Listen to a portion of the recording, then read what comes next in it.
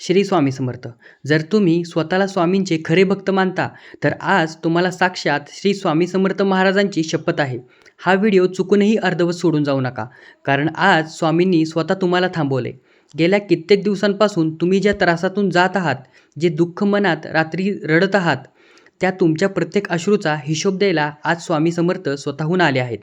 हा संपूर्ण व्हिडिओ पाहिल्यानंतर तुमच्या मनाला जे अद्भुत समाधान आणि शांतता मिळेल ती तुम्ही आयुष्यात कधी अनुभवलेली नसेल. जर आज स्वामींची ही शपथ तोडून निघून गेलात तर या आयुष्यात सर्वात मोठा संकेत गमावून बसाल. शांत बसा आणि पूर्ण कथा नीट ऐका. श्री स्वामी समर्थ. माझ्या लाडक्या लेकरांनो, आजचा हा व्हिडिओ केवळ एक कथा नाही, तर तो आपल्या अक्कलकोट निवासी ब्रह्मांड नायक करुणासागर श्री स्वामी समर्थ महाराजांच्या अथांग मायेचा जिवंत दस्तऐवज आहे. आज आपण अशा एका विषयावर बोलणार आहोत जो ऐकताना जर तुमच्या डोळ्यात अश्रू आले नाहीत तर नवलच. भक्त हो, तुमच्या आयुष्यात कधी असा प्रसंग आला आहे का की जेव्हा तुमच्या खिशात 1 रुपयाही उरला नाही, घरात अन्नाचा एक कणही नाही, पोटात भुकेचा डोंब कोसळला आहे आणि जगातील प्रत्येक नात्याने, प्रत्येक मित्राने तुमच्याकडे पाठ फिरवली आहे? म्हणून अशा परिस्थितीतून जातो तेव्हा तो देवाला दोष देऊ लागतो. पण आज मी तुम्हाला एका अशा गरीब भक्ताची कथा सांगणार आहे ज्याच्याकडे खाण्यासाठी काहीही नव्हते. तो भुकेने व्याकुळ होऊन जेव्हा अक्कलकोटच्या दरबारात पोचला तेव्हा माझ्या स्वामींनी त्याला फक्त 4 शब्द सांगितले, जा लेकरा, तुझी व्यवस्था होईल. आणि त्यानंतर काही मिनिटातच जे घडले ते पाहून संपूर्ण अक्कलकोट थक्क झाले. आजची ही 20 मिनिटाची कथा तुमच्या खचलेल्या मनाला एवढी ताकद देईल, तुम्ही आयुष्यात कधीही कोणत्याही संकटासमोर हार मानणार नाही. चला तर मग डोळे मिटून आणि शांतचित्ताने अक्कलकोटच्या त्या पवित्र दरबारात जाऊया. ही सत्य घटना आहे अक्कलकोटमधील स्वामींच्या काळातील एका अत्यंत साध्या आणि गरीब भक्ताची, ज्याचे नाव होते महादू. महादू हा जातीने अत्यंत प्रामाणिक, सरळमार्गी पण नशिबाने अत्यंत गरीब असलेला माणूस होता. तो रोज मजुरी करायचा आणि त्यावर त्याच्या कुटुंबाचा उदरनिर्वाह चालायचा. पण काही दिवस असे झाले की अक्कलकोटमध्ये दुष्काळ सुदृश्य परिस्थिती निर्माण झाली. महादूला सलग 4 दिवस कोणतेही काम मिळाले नाही. घरात त्याची वृद्ध आई आणि लहान मुले भुकेने व्याकुळ झाली होती. महादूने गावातील सावकारांकडे, श्रीमंत लोकांकडे हात पसरले, मला थोडं तरी अन्न द्या, उसने द्या, काम मिळाले की परत करेन. पण पैशांच्या या जगात गरिबाच्या शब्दाला किंमत नसते हो. प्रत्येकाने त्याला दारातून हकलून दिले. 4 दिवस कुटुंबाने फक्त पाणी पिऊन काढले होते. 5व्या दिवशी महादूच्या पोटात भुकेमुळे असह्य कळा येऊ लागल्या. डोळ्यांसमोर अंधारी येत होती, पाय लटपटत होते. त्याला समजले की जर आज अन्न मिळाले नाही तर त्याचे कुटुंब भुकेने प्राण सोडेल. हताश होऊन डोळ्यात अश्रू घेऊन महादूने अक्कलकोटच्या वटवृक्षाकडे धाव घेतली, जिथे साक्षात परब्रह्म श्री स्वामी समर्थ महाराज विराजले होते. महादू जेव्हा स्वामींच्या दरबारात पोहोचला तेव्हा तिथे भक्तगणांची प्रचंड गर्दी होती. कोणी स्वामींना सोन्याची नाणी अर्पण करत होतं, तर कोणी महागडी वस्त्रे आणली होती, तर कोणी पंचपक्वानाचा नैवेद्य आणला होता. महादू आपला एका कोपऱ्यात मळलेल्या कपड्यांमध्ये डोक्याला हात लावून बसला. त्याचे डोळे स्वामींच्या मूर्तीसारख्या तेजस्वी रूपाकडे लागले होते. मनात विचार येत होता, स्वामी, तुम्ही तर जगाचे पाठीराखे आहात ना, मग या तुमच्या दरबारात एवढं अन्न असताना माझा लहानका मुलगा घरी भुकेने का रडत आहे? तो स्वामींजवळ जाण्याचा प्रयत्न करू लागला, पण तिथल्या सेवाधाऱ्यांनी त्यांचे मळकट कपड्यांकडे पाहून त्याला मागे ढकलले. महादूचे डोळे डडबडले. त्याने दुरूनच स्वामींकडे पाहिले आणि मनातल्या मनात आर्त हाक मारली, स्वामी, जर आज तुम्ही मला अन्न दिले नाही तर मी तुमच्याच दारात माझा प्राण सोडेन. मला काही नको, पण माझ्या भुकेल्या मुलांना वाचवा स्वामी. भक्त हो, आपण जगाचे सर्व दरवाजे बंद करून साक्षात भगवंताला मनातून पुकारतो ना, तेव्हा तो कधीच शांत बसू शकत नाही. महादूची ती मूक हाक थेट स्वामींच्या हृदयाला जाऊन भिडली हो. अचानक स्वामींनी आपली नजर फिरवली आणि गर्दीतून थेट महादूकडे पाहिलं. स्वामींचे ते अथांग, करारी आणि मायेने भरलेले डोळे जेव्हा महादूच्या डोळ्यांना भिडले तेव्हा महादूचे रडणे थांबले. स्वामींनी आपल्या हाताने महादूला जवळ येण्याचा इशारा केला. सेवाधारी बाजूला झाले. महादू धावत गेला आणि स्वामींच्या चरणावर त्याने आपले डोके ठेवले. त्यांच्या डोळ्यातील अश्रूंना स्वामींचे चरण आले ओले झाले. स्वामींनी महादूच्या पाठीवर आपला अभय हस्त ठेवला. महादू काय बोलणार त्यापूर्वी स्वामी अंतर्यामी असल्याने म्हणाले, अरे लेकरा, का रडतोस? हे जग नाठाळ असले तरी तुझा हा बाप अजून जिवंत आहे ना. स्वामींनी बाजूला पडलेल्या नैवेद्यातील एक छोटासा पेढा महादूच्या हातात दिला आणि त्याला म्हणाले, जा, वटवृक्षाच्या मागे जा, तुझी व्यवस्था होईल. महादू थक्क झाला. वटवृक्षाच्या मागे तर फक्त मोकळे मैदान होते. तिथे अन्न कुठून मिळणार? पण स्वामींच्या शब्दांवर त्याचा अढळ विश्वास होता. त्याने स्वामींना वंदन केले आणि तो वटवृक्षाच्या मागील बाजूला चालू लागला. आता कथेचा हा भाग अतिशय लक्ष देऊन ऐका, कारण इथेच स्वामींच्या अन्नपूर्णा रूपाची प्रचिती येते. महादू जेव्हा वटवृक्षाच्या पाठीमागे गेला तेव्हा तिथे खरोखरच कोणी नव्हते. मैदान सुनसान होतं. महादू क्षणभर निराश झाला, पण त्याने स्वामींनी दिलेला तो पेढा खाल्ला. पेढा पोटात जाताच त्याच्या अंगात एक अद्भुत शक्ती संचारली. तेवढ्यात तिथून एक आलिशान बैलगाडी जात असलेली त्याला दिसली. ती बैलगाडी गावातील एका अत्यंत श्रीमंत व्यापाऱ्याची होती. अचानक त्या बैलगाडीचे चाक एका मोठ्या दगडात अडकले आणि तिथेच गाडी थांबली. त्या गाडीतून एक गृहस्थ खाली उतरले. त्यांनी महादूला पाहिले आणि हाक मारली, अरे भाई, जरा इकडे या ना, आमची गाडी अडकली आहे, जरा मदत करतोस का? महादूने कसलाही विचार न करता आपल्या पूर्ण ताकदीने त्या गाडीला धक्का दिला आणि चाक बाहेर काढले. तो व्यापारी महादूवर प्रचंड प्रसन्न झाला. त्या व्यापाऱ्याने महादूच्या चेहऱ्यावरील थकवा आणि भूक ओळखली. त्याने विचारले, तुझं नाव काय आणि तू इतका खचलेला का दिसतोस? महादूने रडत रडत आपली सर्व हकीकत सांगितली की कशाप्रकारे त्याचे कुटुंब 5 दिवसांपासून भुकेले आहे आणि स्वामींनी त्याला इथे पाठवले आहे.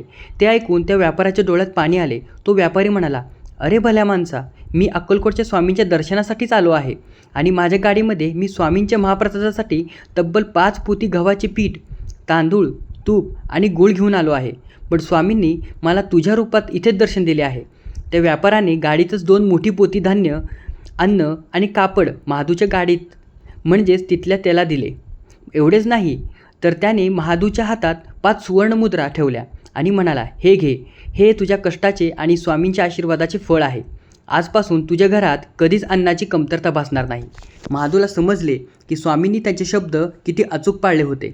जा, तुझी व्यवस्था होईल. माझ्या प्रिय स्वामी भक्तांनो, महादूची ही सत्यकथा आज 2026मध्ये आपल्याला काय शिकवते? आज आपले आयुष्यही महादूसारखे झाले आहे. आपणही कधी पैशांसाठी, कधी नोकरीसाठी, तर कधी कुटुंबाच्या आरोग्यासाठी भुकेले असतो. आपण लोकांसमोर हात पसरतो, पण लोक आपली चेष्टा करतात. पण लक्षात ठेवा, जेव्हा तुमचे सर्व मार्ग बंद होतील तेव्हा अक्कलकोटच्या स्वामी समर्थांवर विश्वास ठेवा. स्वामी आजही भक्तांना सांगतात, तू घाबरू नकोस, तुझी व्यवस्था करण्याची जबाबदारी माझी आहे. स्वामी कधी स्वतः येत नाहीत, तर ते महादूसारख्या कथेमध्ये त्या व्यापाऱ्याच्या माध्यमातून किंवा एखाद्या अज्ञात व्यक्तीच्या माध्यमातून तुमची मदत करतात. फक्त तुमच्या मनात महादूसारखी अढळ श्रद्धा आणि सबुरी असायला हवी.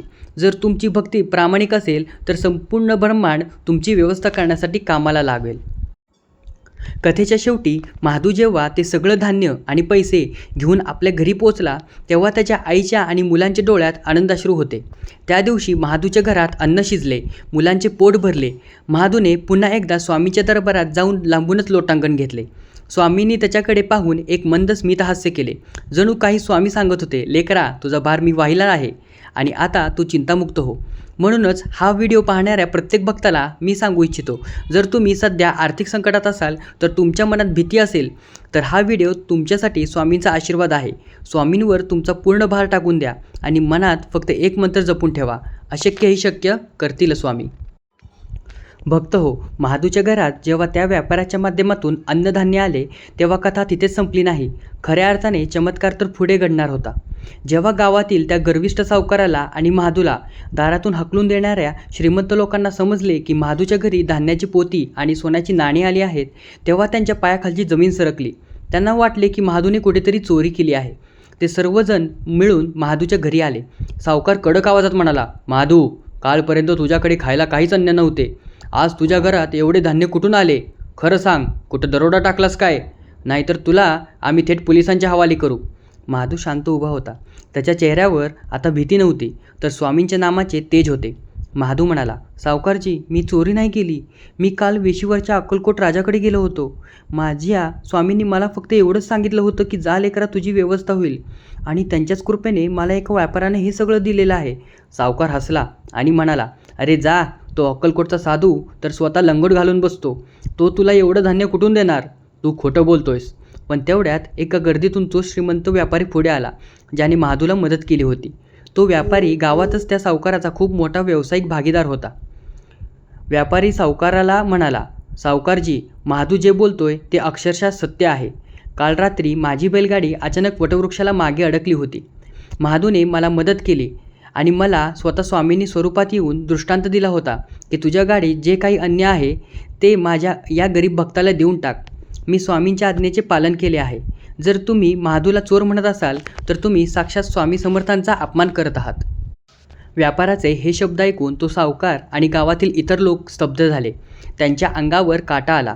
सावकाराला समजले की ज्या गरिबाला आपण दारातून हकलून दिले त्याची काळजी साक्षात या ब्रह्मांडाला मालक घेत होता. सावकाराचे डोळे उघडले. त्याने गर्वाचे घर चक्काचूर झाले. त्याने तिथेच महादूचे पाय धरले आणि म्हणाला, महादू मला माफ कर. मी तुझ्या गरिबीची चेष्टा केली, पण तुझ्या पाठीशी तर साक्षात परब्रह्म उभे आहेत हे मला माहीत नव्हतं. त्याच दिवशी तो सावकार महादूसोबत अक्कलकोटच्या वटवृक्षापाशी गेला. स्वामी तिथे शांत बसले होते. सावकार धावत गेले आणि स्वामींच्या चरणावर लोळत घेतली. स्वामींनी सावकारकडे पाहिले आणि कडक आवाजात म्हणलंय, काय रे, गरिबाची चेष्टा करतोस? पैसा आज आहे, उद्या नाही, पण जो लोक माझी भक्ताला छळेल त्याला मी या जन्मातच फळ दाखवून देईन. सावकार थरथर कापू लागला. त्याने स्वामींची क्षमा मागितली आणि आपल्या संपत्तीतील एक मोठा हिस्सा गावातील गरिबांना अन्न देण्यासाठी दान केला. भक्त हो, स्वामी केवळ चमत्कार करत नाहीत तर ते माणसाच्या मनातील अहंकार नष्ट करून त्याला योग्य मार्गावर आणतात. हीच स्वामींची खरी लीला आहे.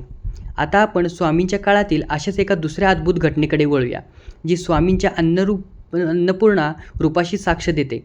स्वामींचे परमभक्त चोळप्पा यांनी घरी एकदा 30 ते 40 साधुसंत आणि भक्त मंडळी एकत्र आणली.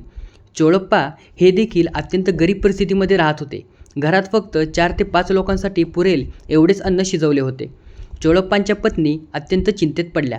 त्या चोळप्पांना म्हणाल्या, अहो, घरात फक्त थोडासाच भात आमटी आहे. बाहेर तर 40 लोक बसले आहेत. जर त्यांना जेवण देऊ शकलो नाही तर आपल्या घराची आणि स्वामींच्या नावाची नाचक्की होईल. आता काय करायचे? चोळप्पा हताश झाले. ते स्वामींच्या खोलीत गेले जिथे स्वामी विश्रांती घेत होते. चोळप्पांनी हात जोडले आणि म्हणाले, स्वामी महाराज, बाहेर एवढे भक्त आले आहेत, पण माझ्या घरात त्यांना खायला आणण्यासाठी काहीच नाही. तुम्हीच माझी आता लाज राखा स्वामी. स्वामींनी चोळप्पावर पाहिले आणि ते मोठ्याने हसले. स्वामी म्हणाले, अरे चोळ्या, काय घाबरतोस? त्या शिजवलेल्या अन्नाच्या भांड्यावर एक स्वच्छ कापड झाकून ठेव आणि जेवायला वाढायला सुरुवात कर. पण लक्षात ठेव, जोपर्यंत सगळे जेवून उठत नाहीत तोपर्यंत त्या भांड्यावरील कापड उघडून पाहायचे नाही. जा, व्यवस्था होईल. स्वामींच्या आज्ञेनुसार चोळप्पांच्या पत्नीने त्या छोट्याशा भाताच्या आणि आमटीच्या भांड्यावर एक पांढरे कापड झाकले. मनात स्वामींचे नामस्मरण करत त्यांनी बाहेर बसलेल्या 40 साधूंना आणि भक्तांना जेवण वाढायला सुरुवात केली. आश्चर्याची गोष्ट म्हणजे एक एक करून सर्व 40 लोकांनी पोटभर जेवण केले. प्रत्येकाने तृप्तीचा ढेकर दिला. पण जेव्हा चोळप्पांच्या पत्नीने भांड्यात पाहिले तर भात आणि आमटी जशीच्या तशी भरली होती. तिथे उपस्थित असलेल्या लोकांनी आणखी काही लोकांना बोलावून घेतले. गावातील जवळजवळ 100पेक्षा जास्त लोकांनी त्या दिवशी चोळप्पांच्या घरी महाप्रसाद घेतला. पण त्या भांड्यातील अन्न संपतच नव्हते. जणू काही साक्षात माता अन्नपूर्णा त्या भांड्यात येऊन बसली होती. जेव्हा सर्वांचे जेवण झाले तेव्हा चोळप्पांनी स्वामींच्या चरणावर डोके ठेवले. स्वामी म्हणाले, ज्या घराच्या दारात माझ्या पाया पडतो तिथे कधीच अन्नाची आणि धनाची कमतरता भासणार नाही. जो माझ्यावर विश्वास ठेवतो त्याचे कठोर मी कधीही रिकामे पडू देत नाही. त्याचे कोठार मी कधीही रिकामे पडू देत नाही. भक्त हो, आज या 2026च्या युगातही जर तुमच्या घरात पैशांची नड असेल तर चोळप्पांसारखा विश्वास ठेवा. तुमच्या घरातही स्वामी असेच कोठार भरलेले ठेवतील. अनेकांना असे वाटते की हे चमत्कार फक्त जुन्या काळातच घडत होते, पण नाही, स्वामी आजही जागृत आहेत. अलीकडचीच एक घटना तुम्हाला सांगतो. पुणे शहरातील एक IT कंपनीत काम करणारा एक तरुण ज्याचे नाव राहुल. मंदीमुळे राहुलची नोकरी अचानक सुटली. घरात वयस्कर आईवडील होते. बहिणीचे लग्न करायचे होते आणि बँकेचे हप्ते डोक्यावर होते. सलग 6 महिने राहुलने शेकडो ठिकाणी इंटरव्ह्यू दिले, पण प्रत्येक ठिकाणी त्याला नकारच मिळाला. त्याच्या खात्यातील शेवटचे 500 रुपये उरले होते. घरात महिन्याचे रेशन भरण्यासाठी सुद्धा पैसे नव्हते. राहुल एवढ्या निराशेत गेला होता की त्याच्या मनात आत्महत्येचे विचार येऊ लागले. एक दिवस तो पुण्याच्या एका स्वामी मठात जाऊन बसला. डोळ्यातून अश्रू घळघळ वाहत होते. त्याने स्वामींच्या मूर्तीकडे पाहिले आणि म्हणाला, स्वामी, जर उद्या संध्याकाळपर्यंत मला कुठून जरी मदत नाही मिळाली किंवा नोकरी मिळाली नाही तर मी माझं जीवन संपेन. मी आता खूप थकलोय स्वामी. त्याच रात्री राहुल जेव्हा मठातून बाहेर पडला तेव्हा मठाच्या दारापाशी एक अत्यंत वृद्ध माऊलीने त्याला थांबवले. त्या माऊलीने राहुलच्या हातात एक छोटीशी स्वामींची मूर्ती आणि 50 रुपयाची नोट दिली आणि म्हणाला, लेकरा, खूप भूक लागली आहे, मला काहीतरी खायला दे ना. राहुलने विचार केला, माझ्याकडे तर फक्त 500 रुपये आहेत, पण ही माऊली भुकेली आहे. त्याने त्या 50 रुपयाची नोट घेतली आणि शेजारच्या हॉटेलमधून त्या माऊलीला गरमागरम पोहे आणून दिले. ती माऊली हसली आणि राहुलच्या डोक्यावर हात ठेवून म्हणाली, जा लेकरा, उद्यापासून तुझी सगळी व्यवस्था होईल. राहुल घरी गेला. त्याला समजत नव्हते की त्या वृद्ध माऊलीने अगदी स्वामींसारखे शब्द का उच्चारले, की तुझी व्यवस्था होईल. दुसऱ्या दिवशी सकाळी राहुलच्या मोबाईलवर एक आंतरराष्ट्रीय कंपनीकडून कॉल आला, जिथे त्याने 3 महिन्यापूर्वी इंटरव्ह्यू दिला होता आणि तो विसरूनही गेला होता. त्या कंपनीच्या मॅनेजरने सांगितले, राहुल, तुझी प्रोफाईल आमच्या चेअरमनला खूप आवडली आहे. आम्ही तुला दुप्पट पगारावर नोकरी देत आहोत आणि आज दुपारीच तुला जॉईनिंग लेटर पाठवत आहोत. राहुलला आपल्या डोळ्यांवर विश्वास बसत नव्हता. ज्या नोकरीसाठी तो 6 महिने वणवण करत होता, ती नोकरी त्याला एका रात्रीत मिळाली होती. एवढेच नाही तर कंपनीने त्याला जॉईनिंग बोनस म्हणून 1 महिन्याचा पगार ॲडव्हान्स दिला, ज्यातून त्याच्या घराचे राशन आणि बँकेचे हप्ते सुटले. राहुल धावत पुन्हा त्या मठात गेला आणि स्वामींच्या मूर्तीसमोर नतमस्तक झाला. त्याला समजले होते की काल रात्री मठाच्या दारावर आलेली ती वृद्ध माऊली दुसरे कोणी नसून तर साक्षात स्वामी समर्थच होते, जे त्याची परीक्षा पाहत होते. भक्त हो, स्वामी आजही आपल्या आजूबाजूला वेगवेगळ्या रूपात वावरत असतात. गरज आहे तर ती फक्त त्यांना ओळखू शकणाऱ्या नजरेची.